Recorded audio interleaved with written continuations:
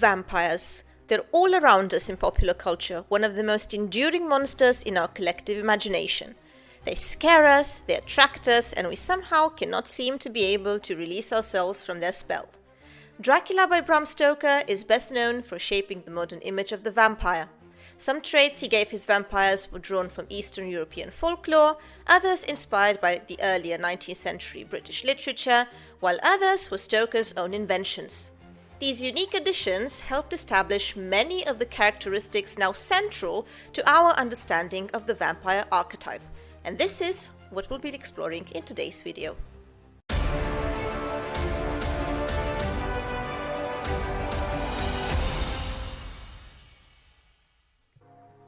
The first part of the novel, set in Transylvania, introduces Jonathan Harker, an English solicitor traveling to Count Dracula's castle in the Carpathian Mountains.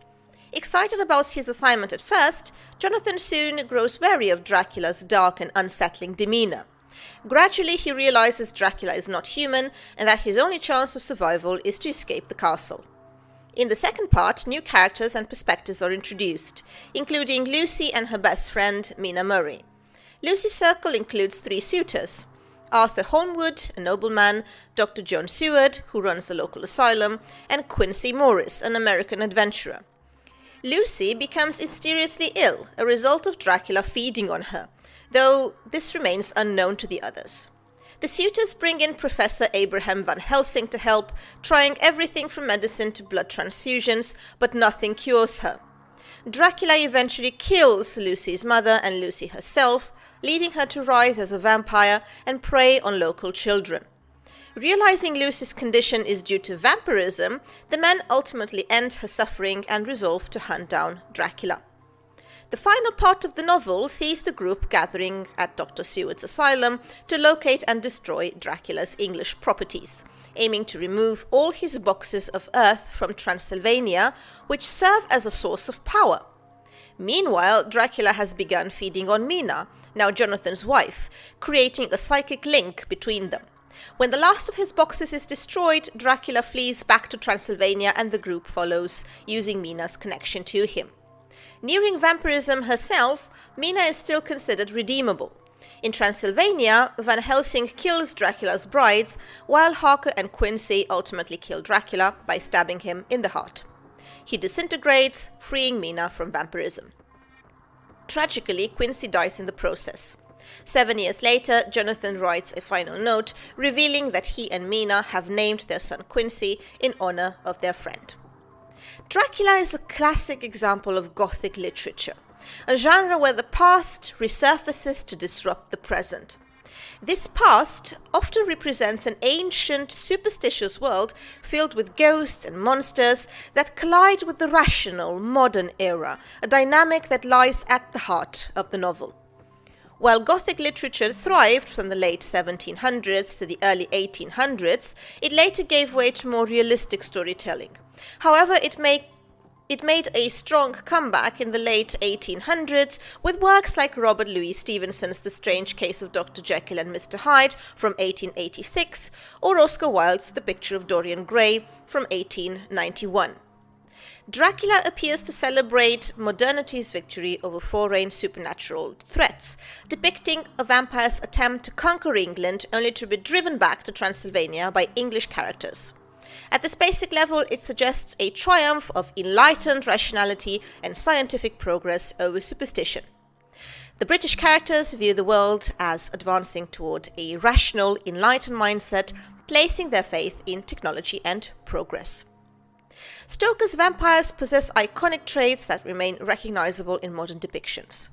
They lack reflection, can shapeshift into wolves or bats, drink blood, travel as mist, and see in the dark. They can bypass doors and windows, although they must be invited into homes. They are repelled by garlic and crosses, must rest in grave soil from their homeland, and are weakened or confined by running water. Though nearly immortal, they can be destroyed by sacred bullets, stakes, or decapitation, and are immobilized by roses on their graves. These vampires are aristocratic, yet primal, and have even psychic abilities. However, the vulnerability to sunlight, now very common in vampire lore, was absent in Stoker's portrayal. Vampiric monsters have existed globally in various forms for over 1,000 years. Unlike today's aristocratic vampires, those predating the 1800s were not refined or capable of blending in with the living.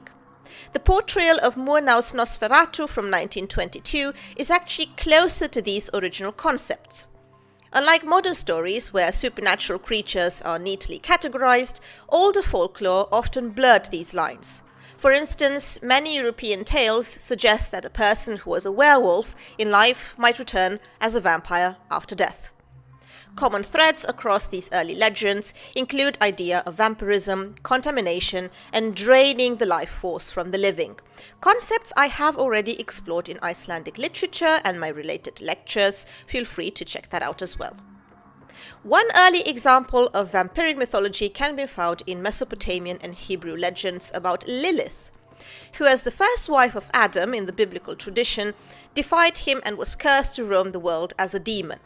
Lilith embodies transgressive sexuality and is depicted as stealing and killing children, presenting a monstrous inversion of motherhood, much like the way Stoker's female vampires embody a threatening and aggressive version of femininity.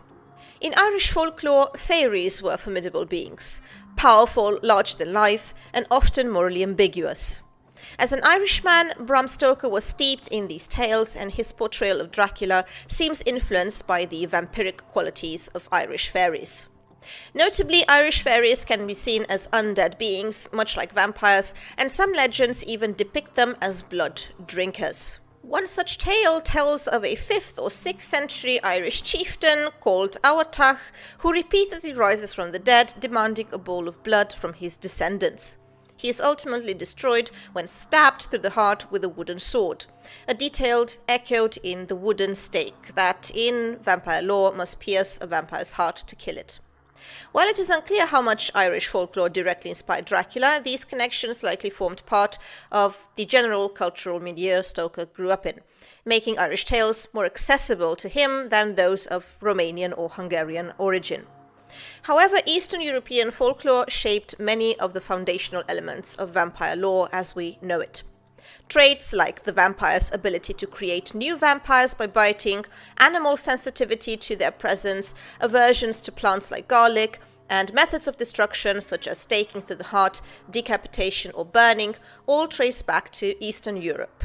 This region is where the fragmented legends of vampiric beings began to unify into the familiar tropes we recognize today.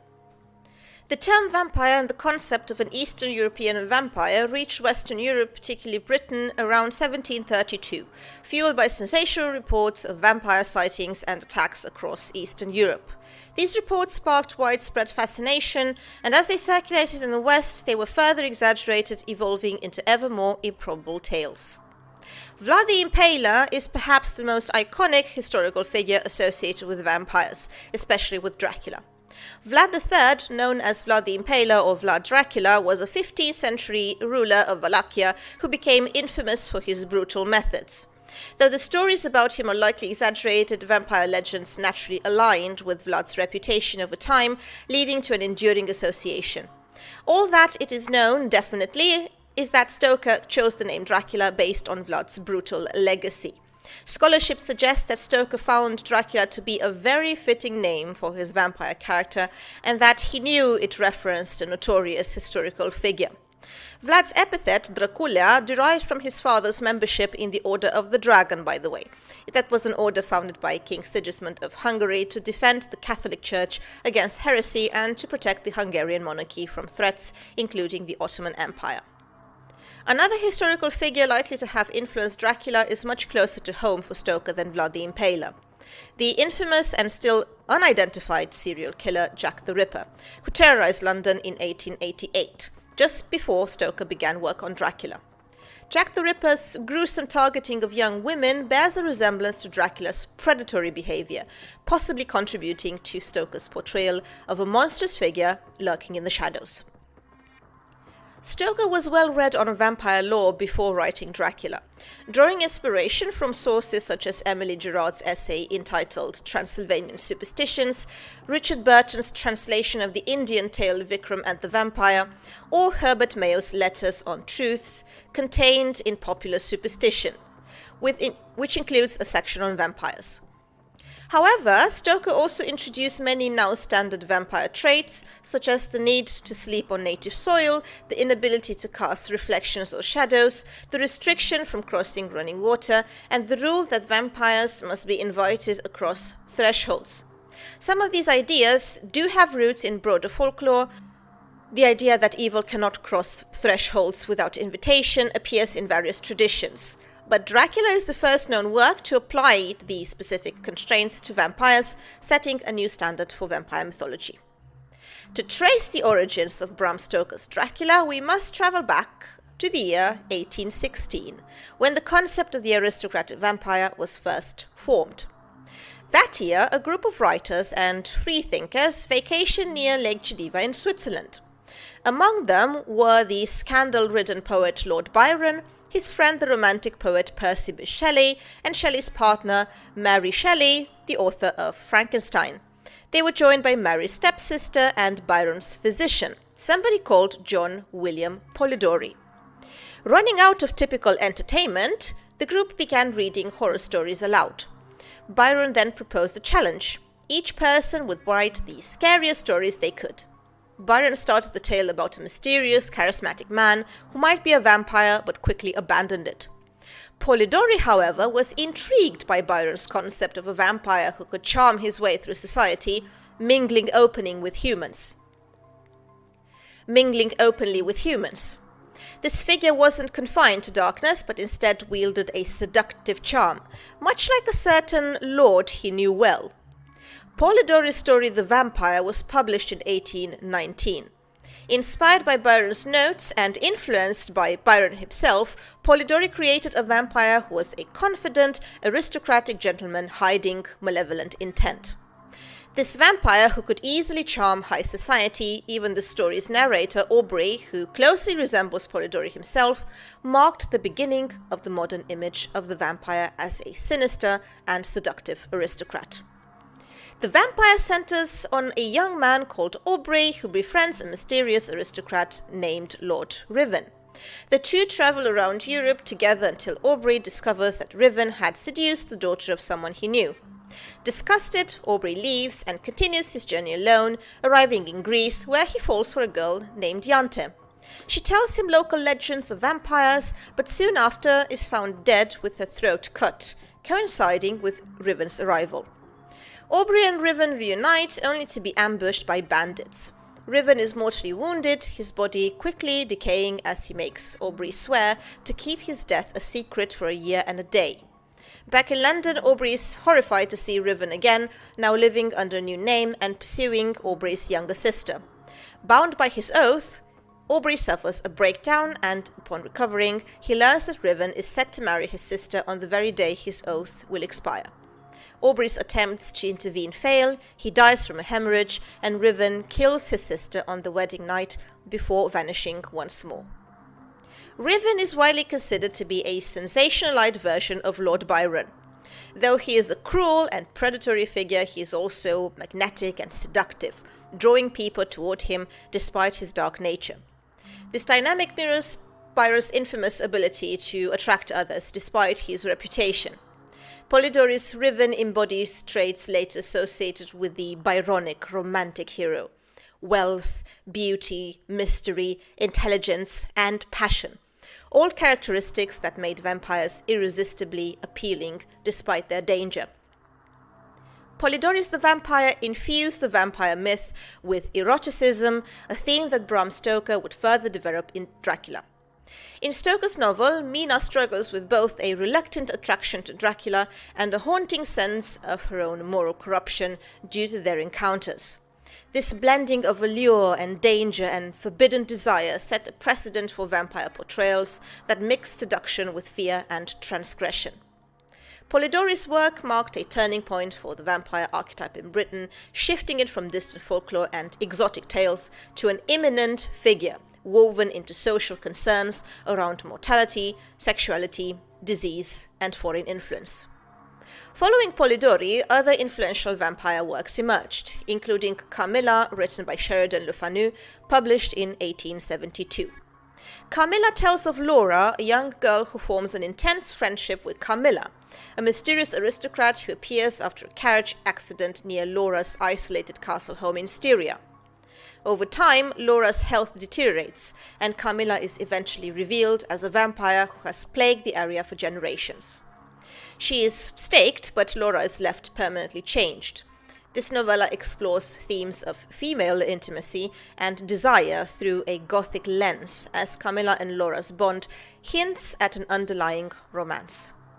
The Gothic genre actually uses the supernatural quite often, or otherworldly elements, to examine subjects otherwise restricted by Victorian norms. Carmilla's close, unsettling relationship with Laura delves into themes of sexuality and identity in ways that would have been socially unacceptable at the time, allowing Gothic literature to confront and question the boundaries of taboos. Polidori's and Le Fanu's stories laid the groundwork for Dracula by solidifying the vampire as an aristocratic, alluring, and deeply subversive figure, whose interactions with the living blur the lines between desire, predation, and the supernatural. So as you can see from these examples, Stoker used a great deal of material, ranging from local Irish myths to faraway Slavic folklore and literary developments in the 19th century. So as you can see from these examples, Stoker used a great deal of material, ranging from local Irish myths to faraway Slavic folklore and literary developments in 19th century England, to concoct one of the most enduring monsters of contemporary media. The vampire remains a central character that can be employed to spark off discussions on uncomfortable subject matters such as disease, death, sexuality, or foreignness. Do you have a favorite vampire or vampire film or vampire novel?